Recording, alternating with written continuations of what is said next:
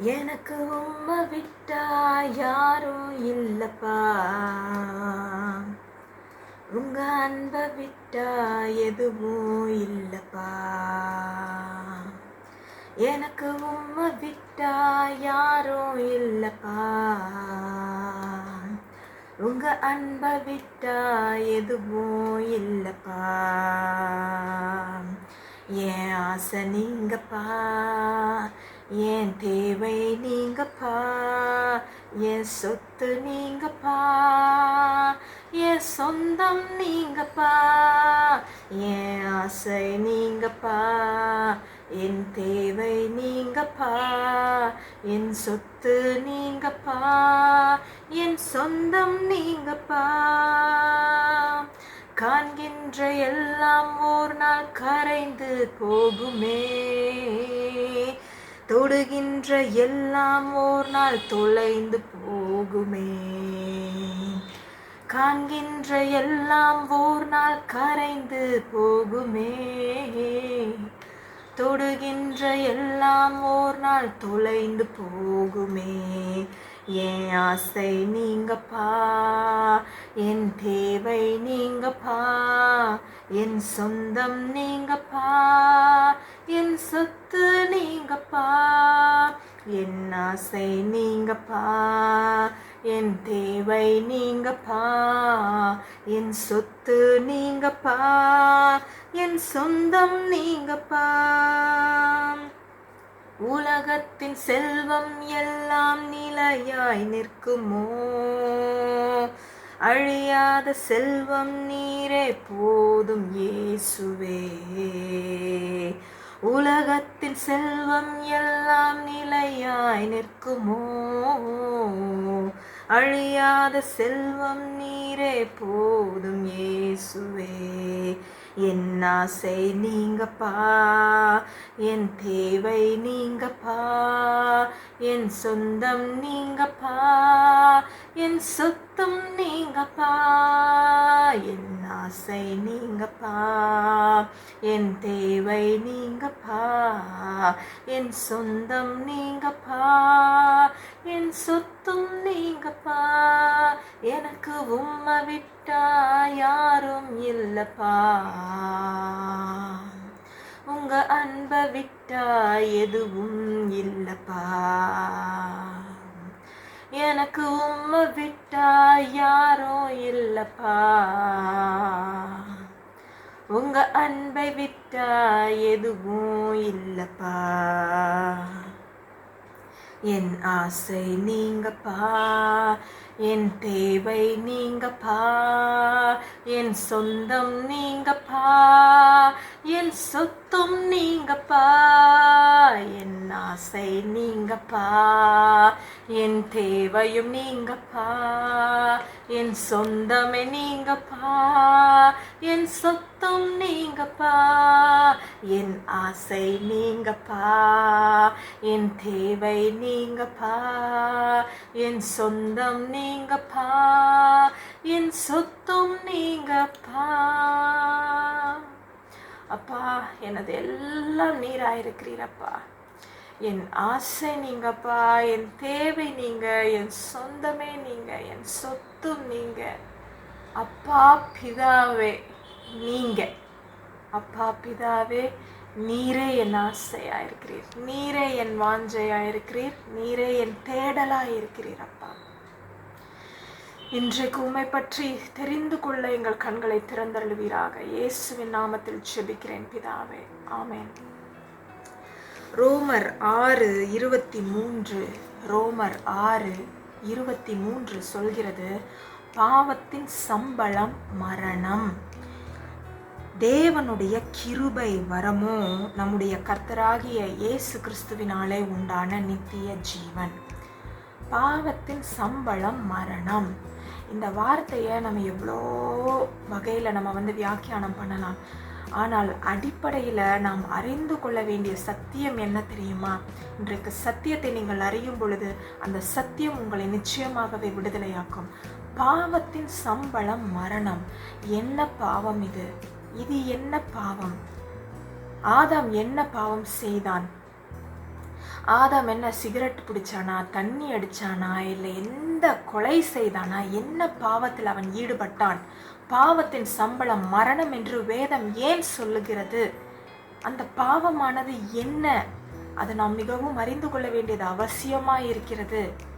நாம் இந்த பாவம் என்பது என்னவென்றால், தேவனை அறியாத நிலைதான் பாவம். தேவனை அறிய முடியாத நிலைதான் பாவம். ஆதாமும் ஏவாளும் எந்த நிலைக்கு தள்ளப்பட்டார்கள்? தேவன் அவர்களுக்கு விலக்கின விருட்சத்தின் பெயர் என்ன? நன்மையை தீமையை அறியும் விருட்சத்தின் கனியை புசிக்காதே, அதை புசிக்கும் நாளிலே நீ சாகவே சாவாய். அப்படி என்றால் என்ன சொன்னாரு? நன்மையும் தீமையும் அறியும் அந்த பழம், நல்லதும் தெரியும் கெட்டதும் தெரிஞ்சுக்க முடியும். அந்த பழத்தை அவங்க சாப்பிட்ட பொழுது அவர்களுக்கு நேர்ந்தது என்ன? அவர்களுடைய கண்கள் திறக்கப்பட்டது. அவர்கள் கண்கள் திறந்து தாங்கள் நிர்வாணிகள் என்று அறிந்து முதலாவது என்ன செய்தார்கள்? தங்களுடைய நிர்வாணத்தை மூட முயற்சி செய்தார்கள். ஆனால் அதற்கு முந்தின அதிகாரத்திலே, ஆதியாகமம் 2ஆம் அதிகாரத்திலே கடைசி வசனத்திலே பார்த்தால், தாங்கள் நிர்வாணிகளாய் இருந்தும் வெட்கப்படாதிருந்தார்கள் என்று சொல்லப்பட்டிருக்கும். அப்போ இந்த நன்மை தீமையின் விருட்சத்தின் கனியை புசித்ததினாலே அவர்கள் பெற்றுக்கொண்டது என்னவென்றால், முதலாவது வெட்கத்தை பெற்றார்கள். வெட்கம் அவர்களுடைய வாழ்க்கையில ஆளுகை செய்ய ஆரம்பித்தது. தேவனை போல ஆவோம் என்று நினைத்தார்கள். ஆனால் ஆண்டவர் அவர்களை எப்படி உண்டாக்கி இருந்தார்? தேவனை போலதான் உண்டாக்கி இருந்தார். தேவன் எவ்வாறு இருக்கிறார்? பிதா, குமாரன், பரிசுத்த ஆவியாக இருக்கிறார். திரியேக தெய்வமாக இருக்கிறார். பிதாவை அறிய இயலாத நிலைதான் பாவம். நன்மை தீமையின் விருட்சத்தின் கனி அவர்கள் புசித்த பொழுது வெட்கப்பட்டார்கள். அவர்களுடைய மனதிலே இருள் ஆளுகை செய்ய ஆரம்பித்தது. தேவன் அறியவே முடியல. வழக்கம் போல எப்பொழுதும் போல உலாவுகிற தேவன், தோட்டத்திலே உலாவுகிற தேவனுடைய சத்தத்தை கேட்ட இவர்கள் நேற்றைய கேட்ட பொழுது பயப்படல, இப்பொழுது கேட்ட பொழுது பயந்து ஒளிந்து கொண்டார்கள். தேவனுடைய பிரசன்னத்தை விட்டு விலகி போனது யார்? மனிதன். ஆதாமும் ஏவாளும் என்ன செய்கிறார்கள்? தேவனுடைய பிரசன்னத்திலிருந்து, சந்நிதியிலிருந்து விலகி ஓடுகிறார்கள். ஏன்? பாவம். அந்த பாவமானது என்ன? அறிய முடியல. யாரை அறிய முடியல? தன்னுடைய பிதாவை, அப்பாவை அறிந்து கொள்ள முடியவில்லை. தேவனை அறிந்து கொள்ள முடியவில்லை. தேவன் யாராக இருந்தார்? நம்முடைய பிதாவாக இருக்கிறார், அப்பாவாக இருக்கிறார். நம்முடைய பிதா அவர். நம்மை படைத்த பொழுது நம்மை போலவே என்று திரியேகத்தை பார்த்து அவர் சொன்னார். நம்மை போலவே மனிதர்களை உருவாக்குவோமாக என்று சொன்னார். அவருடைய பிள்ளைகளாக நம்மை உண்டாக்கினார். குமாரர்களும் குமாரத்திகளுமாக நம்மை உண்டாக்கினார், சிருஷ்டித்தார். ஆனால் அவர் அறிய முடியாத நிலையிலே அவன் தள்ளப்பட்டான். ஆதாமும் ஏவாளும் தேவனை அறிந்து கொள்ள முடியல. அவங்க மனது திரிந்து போனது. அந்த திரிந்து போன நிலையே பாவம். அந்த திரிந்து போன நிலையே பாவமாக இருக்கிறது. தேவனை அறிய முடியாத நிலைக்கு தள்ளப்பட்டார்கள். இந்த பாவத்தை எப்படி சரி செய்வது?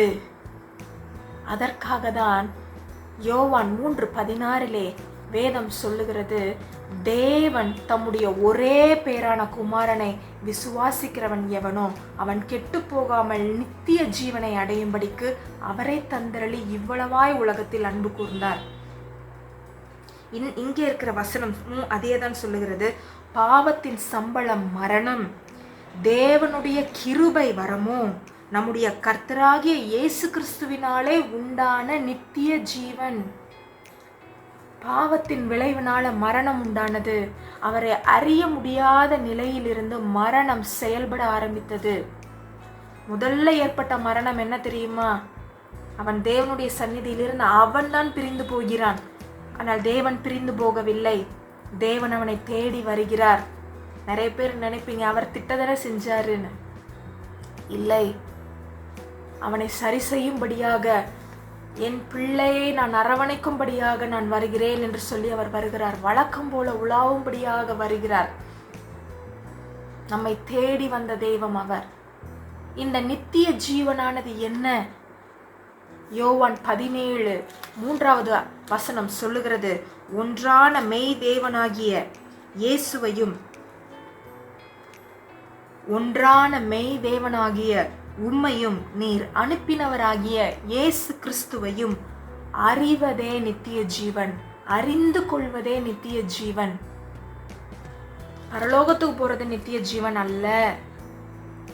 ஒன்றான மெய் தேவனாகிய உம்மையும் என்று சொல்லி இயேசு பிதாவை பார்த்து சொல்லுகிறார். உம்மையும் நீர் அனுப்பின குமாரனாகிய இயேசு கிறிஸ்துவையும் அறிவதே நித்திய ஜீவன். இந்த இயேசு கிறிஸ்து மூலமாக தான் பிதாவை அறிகின்ற அறிவானது நமக்கு வெளிப்படுகிறது. பிதாவானவர் எப்படிப்பட்டவர் என்பதை வெளிப்படுத்தவே மனுஷகுமாரன் இந்த உலகத்திற்கு வந்தார்.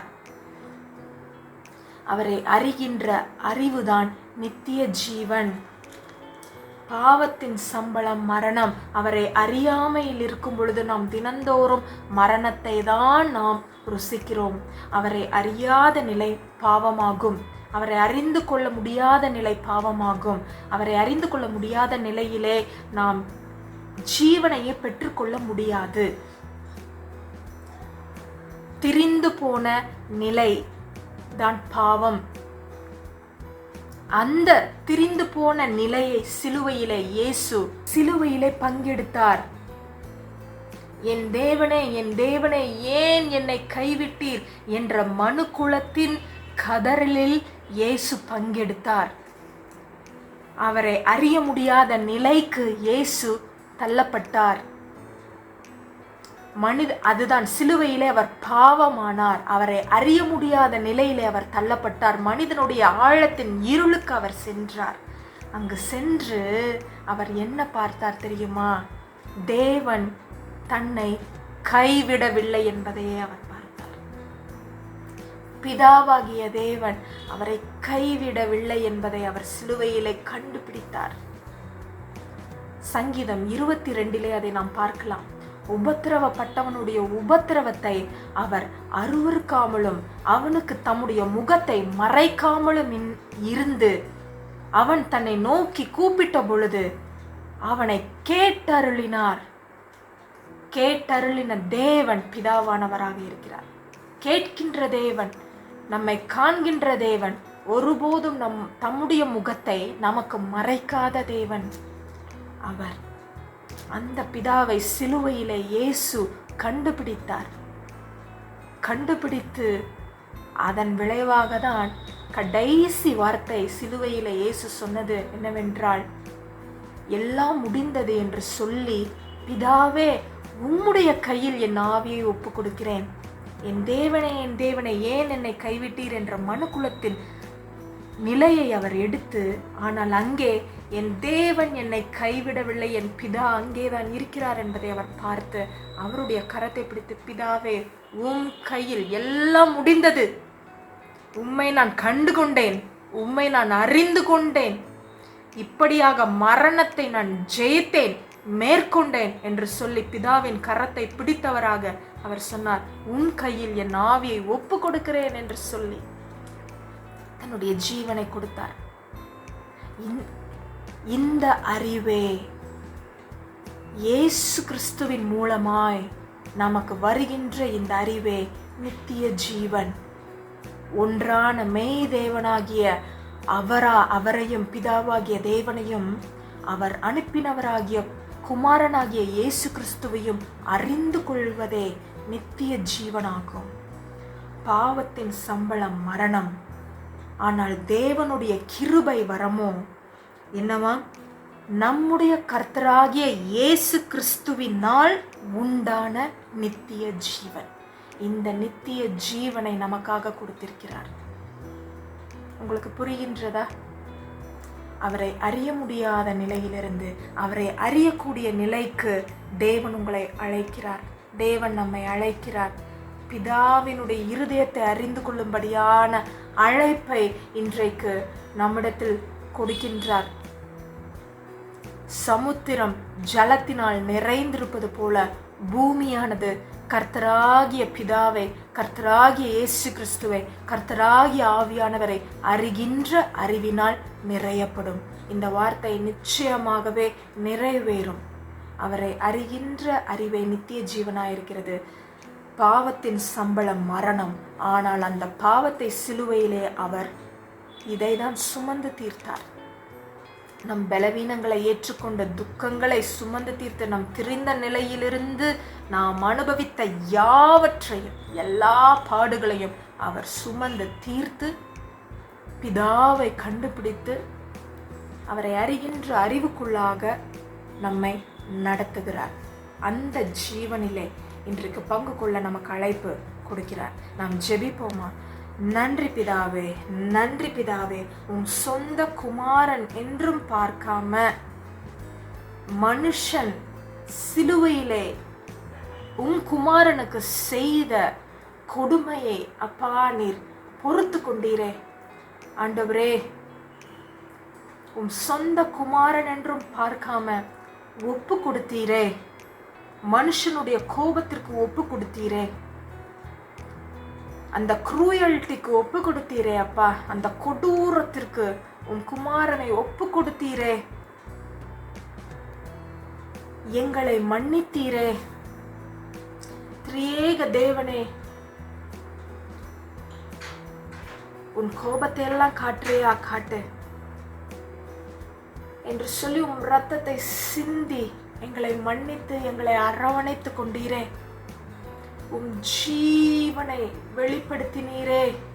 பிதாவை அறிகின்ற அறிவை எங்களுக்கு வெளிப்படுத்தினீரே இயேசுவே. பிதா எங்களை கைவிடவில்லை என்ற காரியத்தை எங்களுக்கு காண்பித்தீரே, எங்களுக்கு வெளிப்படுத்தினீரே. நன்றி நன்றி நன்றி இயேசுவே, நன்றி இயேசுவே, நன்றி இயேசுவே. என்னை விட்டு விலகாத ஆண்டவரே, என்னை ஒருபோதும் கைவிடாத தேவனே, நன்றி அப்பா, நன்றி நன்றி நன்றி. ஷதபலபரிக்கரபலபரிக்கனே, இந்த சத்தியத்தை கேட்கிறவர்களுக்கு வெளிச்சம் உண்டாகட்டும். நான் ஜெபிக்கிறேன் பரிசுத்த ஆவியானவரே, வெளிச்சம் பிரகாசிப்பதாக. பாவத்தின் சம்பளம் மரணம். உம்மை அறிய இயலாத நிலையிலிருந்து மரணத்தை ருசித்து கொண்டிருக்கிறவர்களுக்கு இன்றைக்கு வெளிச்சம் உதிப்பதாக. இயேசு கிறிஸ்து மூலமாக உண்டான நித்திய ஜீவனாகிய அந்த அறிவிலே பங்கெடுக்க ஆண்டவரே எங்களுக்கு உதவி செய்யும் என்று நான் ஜெபிக்கிறேன். பிதாவை அறிந்து கொள்ள கிருபை செய்வீராக. பிதாவினுடைய இருதயத்தை அறிந்து கொள்ள கிருபை செய்வீராக. நன்றி தகப்பனே, எங்களை அர்ப்பணிக்கிறோம். இயேசு கிறிஸ்துவின் மூலம் ஜெபிக்கிறோம் பிதாவே. ஆமென், ஆமென். God bless you. கர்த்தரை அறிகிற அறிவினால் நீங்கள் நிரப்பப்படுவீர்களாக. பிதாவை அறிகிற அறிவை இயேசு கிறிஸ்துவானவர் உங்களுக்கு வெளிப்படுத்துவாராக. அதுவே நித்திய ஜீவனாயிருக்கிறது. நித்திய ஜீவனை அனுபவிப்பீர்களாக. God bless you. ஆமென்.